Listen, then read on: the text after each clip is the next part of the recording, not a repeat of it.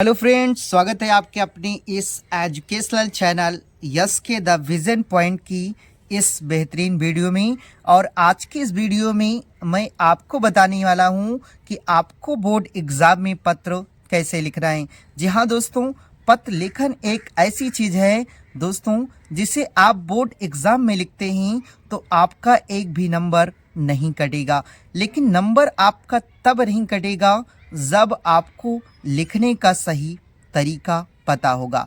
तो इसे कैसे लिखना है आइए इस वीडियो में हम देखते हैं। देखिए फ्रेंड्स, आपको जो इसमें आवेदन पत्र लिखना है वो किस पे लिखना है। देखिए, आवेदन जो पत्र लिखना है कि छात्रवृत्ति के लिए प्रधानाचार्य को एक आवेदन पत्र लिखिए। ठीक, तो आपको इसे लिखना कैसे है। देखिए, सबसे पहले आपको यहाँ पे लिखना है सेवा में। क्या लिखना है? सेवा में लिखना है। और सेवा में लिखने के बाद आपको यहाँ कामा कर देना है। ठीक, तो कामा करने के बाद आपको लिखना है कि श्रीमान प्रधानाचार्य जी, श्रीमान प्रधानाचार्य जी, केंद्रीय विद्यालय प्रयागराज। और ये कोई ज़रूरी नहीं कि यही विद्यालय हो, यानी आप किसी भी विद्यालय का यहाँ नाम लिख सकते हैं। तो आपको लिखना है कि केंद्रीय विद्यालय प्रयागराज। ठीक, इतना करना है। और इतना लिखने के बाद आपको लिखना है, देखिए इसके बाद जो आपको लिखना है, देखिए आपको लिखना है कि माननीय महोदय। क्या लिखना है? माननीय महोदय, सविनय निवेदन है, सविनय निवेदन है कि मैं आपके विद्यालय कक्षा 12 आ का छात्र हूँ। मैं आपके विद्यालय यानी कक्षा 12 आ का क्या हूँ? छात्र हूँ। और मैं सदैव ही अपनी कक्षा में उत्तम अंकों में उत्तीर्ण होता रहा हूँ। यानी कि मैं सदैव से यानी कि अच्छा अंक प्राप्त करता आ रहा हूँ, या कह लें कि अपनी कक्षा में उत्तम अंकों में उत्तीर्ण होता रहा हूँ। ठीक, और इतना ही नहीं, वाद विवाद प्रतियोगिता तथा खेलों में भी सक्रिय भाग लेकर पुरस्कार जीतता रहा हूँ। यानी कि आपके विद्यालय में जितनी भी खेलकूद प्रतियोगिताएं हुई हैं उन सभी में मैंने भाग लेकर के यानी पुरस्कार जीतता रहा हूँ। ठीक, कक्षा 10 में 90% अंक प्राप्त कर विद्यालय में पहला स्थान भी प्राप्त किया है। यानी कि कक्षा 10 की जो परीक्षा हुई है उसमें भी मैंने यानी कि 90% अंक प्राप्त करके विद्यालय में भी पहला स्थान क्या किया है? प्राप्त किया है। ठीक, तो इतना लिखना है।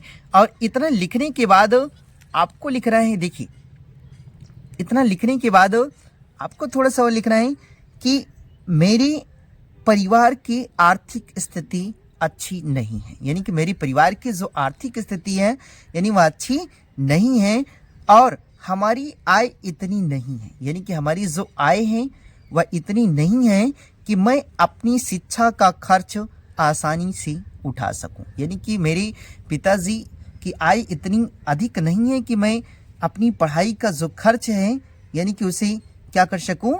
उठा सकूं। ठीक, और ऐसे स्थिति में छात्रवृत्ति से मुझे अपनी पढ़ाई करने, या ऐसे कह लें कि मुझे छात्रवृत्ति से अपनी पढ़ाई जारी रखने में सहायता मिलेगी। यानी कि अगर आप मुझे यानी कि क्या करेंगे, यानी छात्रवृत्ति प्रदान करेंगे तो उससे मुझे अपनी पढ़ाई जारी रखने में क्या मिलेगी? सहायता मिलेगी। ठीक, तो आपको इतना लिखना है। इतना लिखने के बाद बच्चों उसके आगे थोड़ा सा और लिखना है आपको। देखिए इसके आगे जो आपको लिखना है कि अतः आपसे विनम्र निवेदन है, अतः आपसे विनम्र निवेदन है कि कृपया मेरी स्थिति को ध्यान में रखते हुए, यानी कि मेरी इस दयनीय स्थिति को ध्यान में रखते हुए मुझे छात्रवृत्ति प्रदान करने की कृपा करें, मुझे छात्रवृत्ति प्रदान करने की कृपा करें। और मैं आपके इस उपकार के लिए सदा ही आभारी रहूँगा। यानी कि आप देखिए यहाँ लिखा था कि मैं आपके इस उपकार के लिए सदा क्या रहूँगा? आभारी रहूँगा। किस उपकार के लिए? यदि आप मुझे क्या करेंगे? छात्रवृत्ति प्रदान करने की कृपा करेंगे। ठीक, तो इतना लिखना है। इतना लिखने के बाद आपको लिखना है कि धन्यवाद। क्या लिखना है? धन्यवाद लिखना है। और इधर आपको यहाँ दिनांक लिखना है।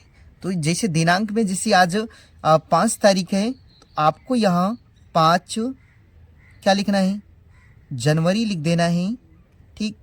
और उसके बाद 2000 करके आप चाहे डेट डेस कर दीजिएगा या 2025 लिख दीजिएगा, ठीक। तो इतना लिखना है। उसके बाद इतना लिखने के बाद आपको इधर लिखना है आपका आज्ञाकारी शिष्य, ठीक। आपका आज्ञाकारी शिष्य का ख गा, ठीक, इतना लिखना है। और बच्चों ध्यान रहे कि आपको यहाँ पे अपना नाम नहीं लिखना है, ठीक। एग्जाम में आपसे कहेगा कि वहाँ पे आपको अपना नाम नहीं मेंशन करना है, तो आपको यहाँ पे मात्र क्या लिखना है, का लिखना है, खा गा, ठीक। ये इतना क्या करना है, लिख देना है। तो बच्चों अगर आप इतना लिख देते हैं तो आपका ये जो लेटर है पूरी तरह समाप्त हो जाएगा, ठीक। तो आई होप कि आपको यह लेटर यानी कि पत्र पसंद आया होगा। और अगर आपको यह पत्र पसंद आया है तो इस चैनल को लाइक, सब्सक्राइब और शेयर करना ना भूलें, ताकि मेरी कोई भी वीडियो हो वो आप तक सबसे पहले पहुँचे। तो मिलते हैं एक नई वीडियो में, तब तक के लिए धन्यवाद।